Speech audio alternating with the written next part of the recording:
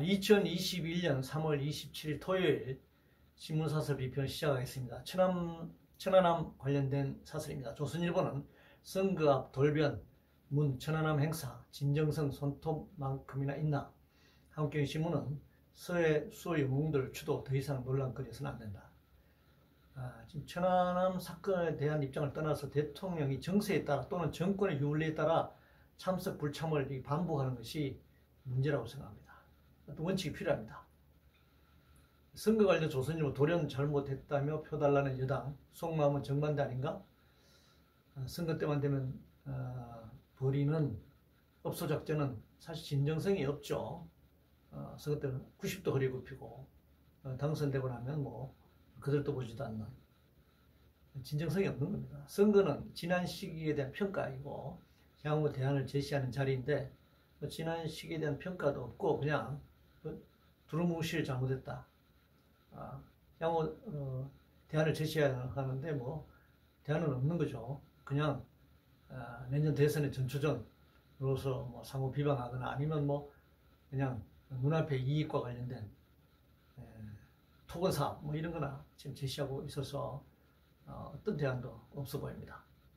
코로나 관련해서 조선일보는 흔들리는 백신 확보, 이대로 11월 집단 면역 가능하겠나? 한국경제신문은 커지는 백신 찾을 우려, 낙관적 성장 전망이 절대 아니다. 한겨레신문은 느슨해진 방역 긴장, 백신 접종 효과 반감시킨다.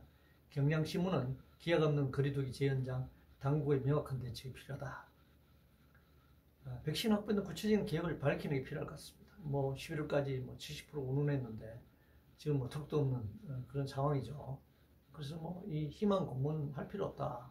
현실이 있는 그대로 얘기하는 것이 대략 국민들을 안심시키는 거 아닌가요? 또 백신 한 번 맞아서도 안 된다면서요. 변이 또는 새로운 바이러스 출현에 대해서 해외에서 들여오는 것만 목을 맬 것이 아니라 국내에서 백신 개발을 서둘러야 합니다.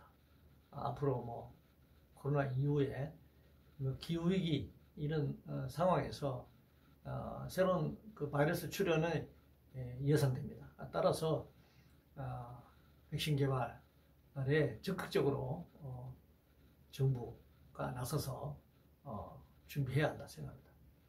공직자 재산 관련 중앙일보는 부동산 갑부 공직자 양산하는 투기공하고 이런 제목의 사설에서 정부 고위직 51%가 본인 가족 이 땅을 소유하고 있다는 겁니다.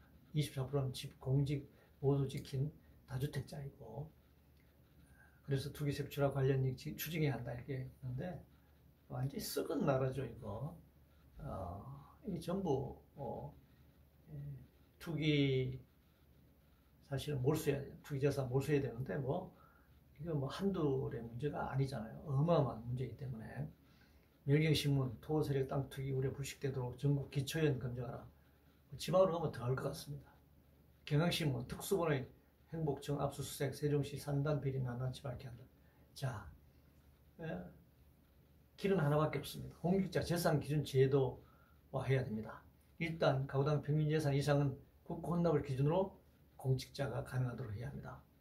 기초에는 그러면 이제 가구당 평균 재산이 예를 들면 전 국민 가구당 평균 재산 5억이라고 했을 때 뭐 지방은 뭐 한 3억, 2, 3억 정도 나올 테고 뭐 서울 같으면 뭐 7, 8억, 10억 가까이 될지는 모르겠습니다. 그러면 이 기초연의 경우 지역별 재산 기준을 별도 마련을 검토해야 되겠는데 일단 뭐 그건 뭐 구체적으로 수치를 정해 봐야 되겠지만 공직자가 되려면 이런저런 이상해. 자산을 많이 가진 사람들이 왜 공직자입니까? 부동산 임대업을 하든가 사업해야죠. 사업. 돈도 가지고 명예도 가지고 권력도 가지고 다 가지면 다른 사람 무슨 재미로 삽니까? 그리고 돈을 많이 가진 자가 공직자가 되면 나라가 안 되게 되어 있습니다. 법과 제도가 가진 자들 중심으로 만들어질 테고 가진 자들 중심으로 집행될 것이기 때문에 결국 빈부격차가 계속 벌어지고 양극화가 벌어지고 우리 사회가 양극단 사회가 되는 것이잖아요. 북미관계, 동아일보는 북도벌의 문 대화, 바이든 맞대응, 동맹 간 공조 이상 없나? 한겨레신문은 대화 여지 열어둔 바이든, 북미 오래된 수능 피하길. 경향신문은 신중기조 확인한 북미 첫 탐색전, 창의적 대화로 이어져야 한다. 북한이 미국과 대화하는 일상적 방법 중 하나였다고 생각합니다. 새로운 정권이 들어서면 이게 뭐 대화가 더 될지 모르기 때문에 일단 뭐 자기네들의 미사일이라든가 이런 그 위력을 보여줌으로써 대화를 이끌어내는 방법 중 하나인 것으로 판단됩니다. 그런데 대화는 뭐 사실 힘의 관계죠. 북미 간의 관계에는 현실적으로 한반도 내에서 적대적 공존 관계일 수밖에 없습니다. 북한이 한반도가 별도로 무슨 태평양 섬에 있다면은 이게 다른 문제지만 한반도에서 북한이라고 하는 것은 중국과 러시아와의 이런 관계, 또 남한은 미국과 일본과의 관계. 그러니까 세계 4대 강대국 사이에 남북이 분단되어 있는 것이잖아요. 그러니까 미국이 북한을 그대로 뭐 공격하거나 분리시켜내거나 뭐 전쟁을 벌이거나 하기 어려운 구조이기 때문에 필연적으로 대화가 불가피하다고 하는 것입니다. 그래서 이 한반도 상황에서는 북미 간 전쟁이 아니라 대화는 필연적이다 이렇게 생각하고, 뭐 그렇지 않고 이 대등한 상호 호혜적인 대화가 아니라 그냥 강압적인 대화라고 하면 이 상명 하복 관계의 대화일 수밖에 없겠죠. 동맹도 마찬가지입니다. 호혜적인 동맹이 아니면 상명 하복 관계의 동맹, 한미 동맹이 저는 그렇다고 생각하는데, 그렇기 때문에 한미 동맹이 상호 호혜적일 수 없는 것이죠. 미국에서 일방적으로 결정되고 우리는 그 끌려가는 그런 동맹일 수밖에 없다고 하는 것입니다. 그래서 한반도에서 북미 관계 역시 한미 동맹도 상호 호혜적이어야 하지만 북미 대화 역시 상호 호혜적인 과정에서 대화가 이루어져야 한다. 그것이 평화로 가기 위해서는 그것밖에 다른 길이 없다는 것이죠. 그거 아니려면 전쟁을 해야 되는데, 과연 지금 인류가 한반도를 중심으로 벌어진 전쟁이 제3차 세계대전일 텐데 이걸 감당할 수 없는 것이죠. 다 공멸이고 지향이기 때문에 대화를 통한 평화로 갈 수밖에 없다. 그것이 필연이다 라고 생각합니다. 국민연금 관련해서 동아일보는 전국민 노후자금 운용, 주식 투자자 눈치 보기 안 된다. 연금의 안전성 기준에서 주식 투자 비율을 정해야 합니다.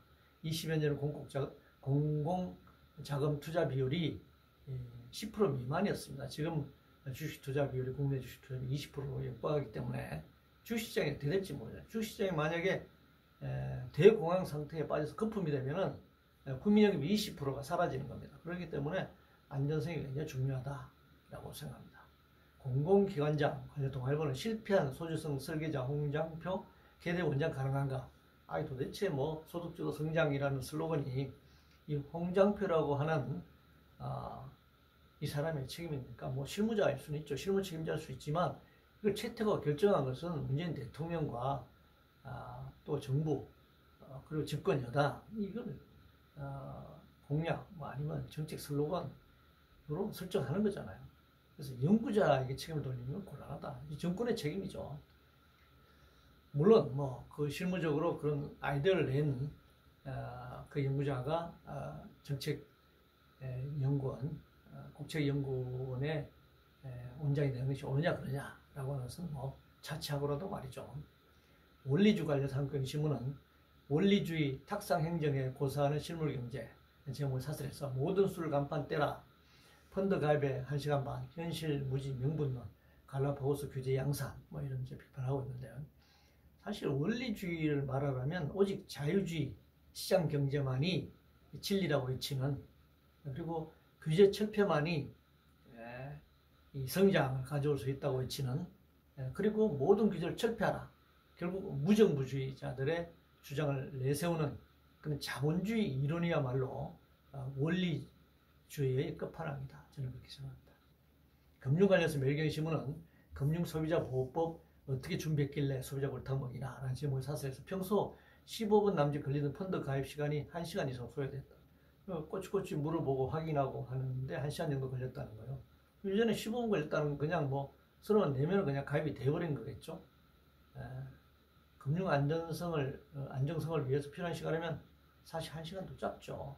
근데 뭐 이게 15분이냐 1시간이냐 라고 하는 것은 그렇게 뭐 중요한 문제는 아닌 것 같습니다. 이 발생 금융상품, 뭐 투기적 금융상품, 이거 자체가 우리 사회에 존재한다는 것 자체가 사실은 문제이죠. 다른 길이 없기 때문에 이 돈이 구름처럼 이래 몰려오는 것인데요. 역사 드라마 관련해서 명예신문은 TV 드라마 과도한 역사 왜곡의 경종훈련 조선 구마사 사태. 역사적 사실과 문화예술적 흥미 사이에 벌어진 갈등이겠죠. 뭐 역사적 사실 있는 그대로 뭐 딱 있는 얘기만 하고 뭐 그렇게 하면 드라마로서는 재미는 없겠죠. 뭐 역사 뭐 소설이면 역사책이 될 텐데 뭐 소설도 기성정교를 재밌게 만들어야 되는데 아니면 뭐 그냥 후사 묘가서겠죠. 뭐 그래서 그 사이에 왜곡 역사 사실을 왜곡하기보다는 재미를 더하기 위해서 약간 비튼다 뭐 그런 것일 텐데 그러나 뭐 역사 왜곡에 대한 워낙 뭐 반발이 심해서 드라마가 좀 중단이 됐는데 뭐 또 그렇다고 해서 그 역사적 사실 자체가 100% 그러면 지어지순한 진리고 사실이냐 아닐 수도 있습니다. 역사는 언제든지 재해석될 수 있다는 점도 간과하지 말아야 하는 것입니다. 우리가 알고 있는 그 역사 사실이 과연 다 진짜인가? 그래서 뭐 1000년 전, 500년, 1000년, 1500년, 2000년 전 사실 어떻게 알겠습니까? 새로운 고증할 수 있는 자료가 아니면 뭐 유물이 발견되고 기록이 발견되면 역사가 바뀔 수 있는 것입니다. 재난지원금 관련 한겨레 신문은 비난끝 자영업 손실보상 무이자 대출 시급하다. 사설에서 1인당 평균을 따지면 174만 원 이거 제4차 재난지원금으로 자영업자에게 지원해가지고 이게 해결될 수 없다는 거죠. 사실 자영업자들의 어려움은 1차적으로 바닥난 매출액입니다. 뭐 아무리 170 지원해도 매출이 없으면 손님이 없으면 자영업 망하는 겁니다. 그 다음으로 고정비 임대료가 꼬박꼬박 나가는데 이게 대책이 없습니다. 그리고 대출이자 역시 대출받는 이자 꼬박꼬박 나가죠. 그리고 각종 공과금 또는 뭐 각종 공과금이 뭐 꼬박꼬박 안 깎아주잖아요. 이런 것이 자영업자들의 가장 큰 문제이고 따라서 선별적 재난지원금 뭐 이거 일시적으로 174만 줘서 자영업자 살아나는 데 있을 수도 없는 겁니다.